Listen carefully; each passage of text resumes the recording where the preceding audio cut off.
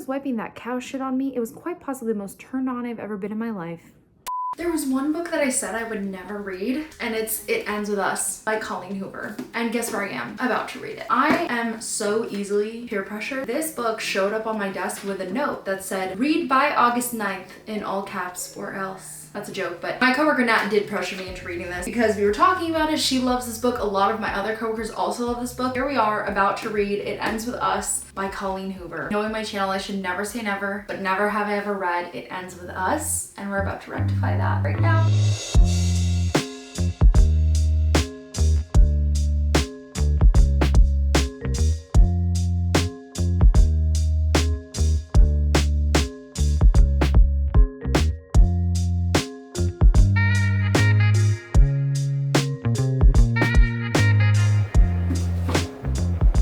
I do not like being in Lily Bloom's head, like at all. The way she thinks and the way she speaks is so aggravating to me.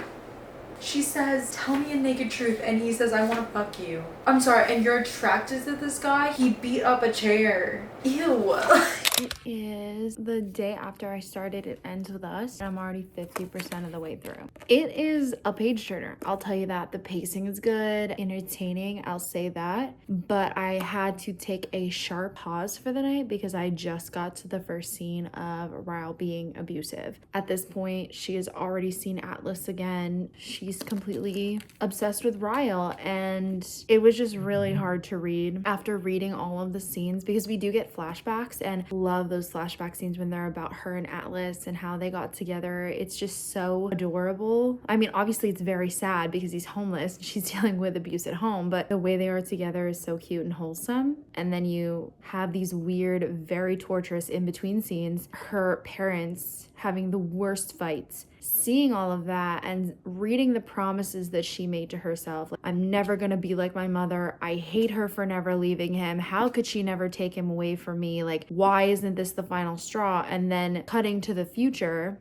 where she just got hit by Ryle and her excusing it and them making up about it. So sad. I've been reading all day, but the minute I got to that scene, I had to take a break. I think that Colleen Hoover does it well. Those relationships happen. It's not like it immediately starts with that. You can be in love with someone. You can be so obsessed with them. They can be so obsessed with you, and they can be really nice. And then all of a sudden on a dime, it switches to something horrible. And I know that she's emulating that reality of life. It's just really hard to read. Because I have spoilers, I know that it's only gonna get worse. I know that she doesn't leave him. He first hits her when they're only dating. Just dating. I know that they get married. I know they have a kid. So I'm like, there's so much more to go. Like, we're 50% of the way done, but she's not 50% through with her relationship with him. Her relationship with him just started. Knowing Atlas is out there in Boston and they're in the same vicinity gives me a little bit of comfort because I love him, even though he has a girlfriend. He did admit to Lily, he's like, I wish we met each other a year ago, because that's when she met Ryle. So yeah, I'm just gonna pause for the night. I think I'm gonna have to read something on my phone that's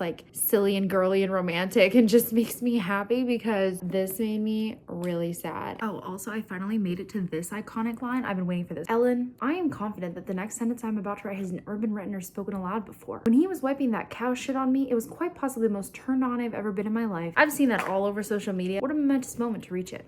60% of the way through. I only read a little bit last night because I came home late from work and then I wasn't feeling good. What's happened is that she shotgun married Ryle. And unfortunately, because Alice was concerned about her, he snuck his phone number into the back of her phone as a note. I paused the book at the part where Ryle found it and reacted poorly, to say the least. And she is just reeling from that event of him pushing her and also gaslighting her into thinking that she did something wrong. At least the first time he was super apologetic and I'm so sorry. He was more convincing with it. This time he's just gaslighting her into saying you fell. Really difficult to read. We're gonna read for a little bit before I gotta go to work today.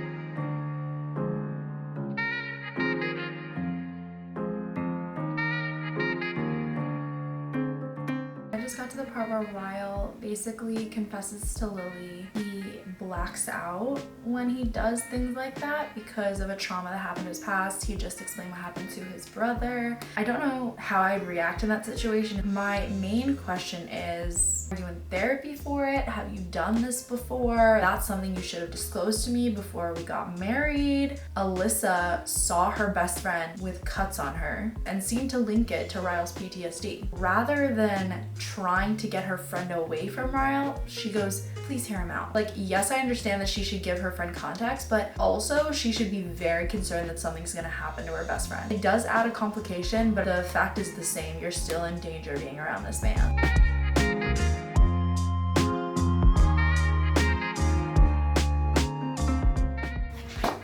Alyssa names her kid Riley. Why? He read an article about Atlas that he said that he named his restaurant after her. Call Atlas, please. Yes. So she called Atlas and he picked her up. But there's only 100 pages left. I know that she has a baby with him, so I'm like, when is that happening? Did she go back to him? I pray she's already pregnant. Truly. My heart cannot take it. I love how Atlas just like dropped everything and was like, where are you? I'll come get you. Lily just had Atlas bring her back to her apartment. She finds out that he actually did come to look for her. He came to look for her when she was in college and she was, I guess, with a boy, and he decided that she was happy enough and they did not have to have contact, which, excuse me? I would be pissed at him for that. And then he never had a girlfriend. He just made Cassie up to make her jealous or just to make her seem like he was okay. Literally horrifying. Yeah, so I'm really, really glad that I had that conversation, but at the end of it, she was like, we can't just casually be in each other's lives, and Atlas said the same. I thought it was so cute. He like came back to her apartment, like hugged her and was like, I can never be casual with you, but like if you can ever love someone again, like I really would love to be that person, and it's so beautiful. She finally opens up to Alyssa. Thank God. I just got to the part where she tells Alyssa everything, and Alyssa is like, as your best friend, I will never speak to you again if you get back together with him. And she's like, let's plan a baby shower for your baby. I think that is awesome. Like, especially since that's her brother and she wants to protect her brother, obviously. But I'm so glad that she is like, you cannot go back with him. This baby is important to us. We'll help you with the baby. Like, don't need him. I love that. I was really worried that she was going to be kind of like supportive of Ryle. 16 pages of the book left. I can't believe I'm so close. I'm definitely going to finish it today.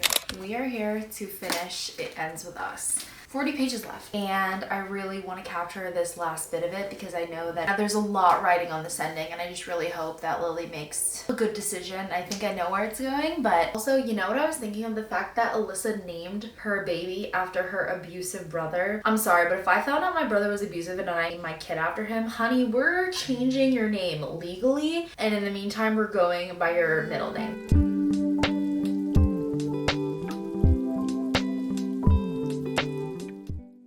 Just gave birth and she's like, I want a divorce. She ate with that, I fear. I can't believe he's asking for one more chance. Are you kidding me? You had many chances.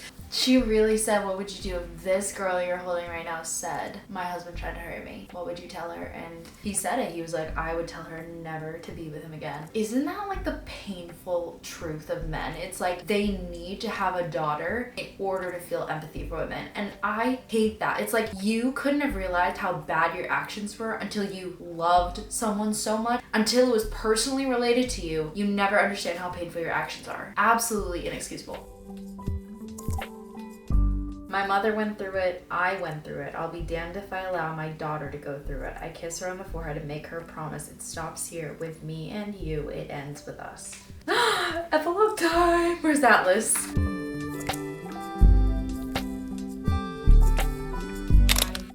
Finished It Ends With Us. Like I said, it was a very entertaining read. I finished it so quickly. All in all, I think it took me 2 days to finish, despite the fact that it was emotionally traumatic. Those flashback scenes really hit hard, and like I had to take a break, you know, after reading those and pause for the night because it was getting a little bit much. I understand why people like it. I think the timing of it too is really important, right? Because I think this was released, or it got popular at least in my opinion, during COVID. It really blew up on Book Talk. And I think at the time, people were kind of like emotionally restless. I think that there wasn't a lot of interaction and, you know, human connection going on. And so I think a lot of people sometimes gravitate to very traumatic books. And I think that's why Colleen Hoover's so successful. I didn't find it to be a 5-star read. I still understand the value in it. I love where the title comes from, how it's about like breaking patterns and how she decided like this is never going to happen to her daughter. You know, obviously I was very happy that she reconnected with Atlas. I love that. She dropped her baby off with Ryle and then went and chased after Atlas, which I love. I know that they have a second book. A lot of people aren't huge fans of it. I think they mentioned it was more of an extended epilogue of It Ends With Us. I don't know if I'll read it. We'll see. You guys can let me know if I should be reading it. But at the end of the day, I gave this book 3.75 stars. I just feel like it didn't make me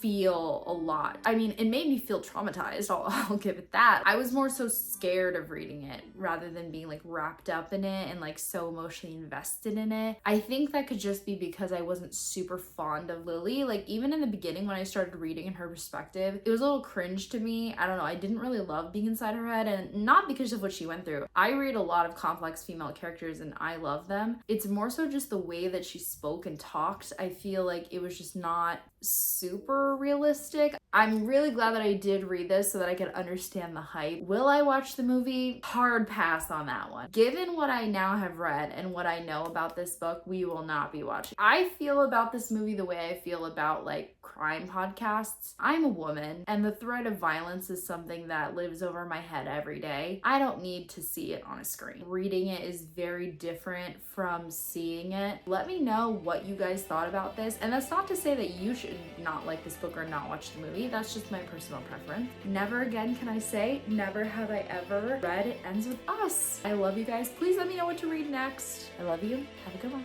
Bye.